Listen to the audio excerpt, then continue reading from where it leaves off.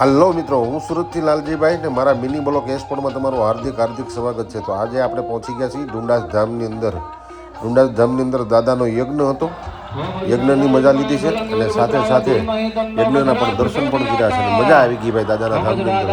હા ભાઈ, તમને દાદાના દર્શન કરાવું, કરી લો દાદાના દર્શન. ખાસ કરીને વસરાજ દાદાના દર્શન જેને ન કર્યા, નવા મંદિરના દર્શન છે. તો દાદાના દર્શન કરી લ્યો. અને આ રીતે નવું મંદિર બનાવ્યું છે. કેમ કે દાદાનો શણગાર ચાલતો હતો ને ત્યાં જ આપણે રાતે 2 વાગ્યાના પહોંચી ગયા હતા. પછી તો ભાઈ સવારે પીધું તો મેળાની મજા હતી. તો આપણે પહોંચી ગયા સવારે મેળાના અંદર, મેળાની મજા લેવા માટે. તમે મેળામાં આવ્યા હતા કે નહીં મને કમેન્ટ કરીને જરૂર કહેજો.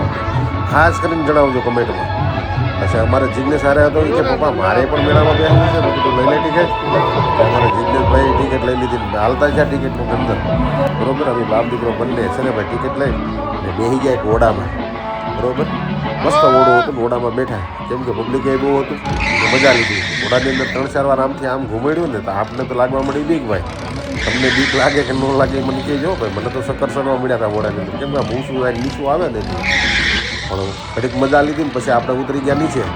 કેવો લાગ્યો મારો બ્લોગ ખાસ કરીને મને કોમેન્ટમાં જણાવજો. જય વસરાજ દાદા, જય વસરાજ દાદા, જય વસરાજ દાદા.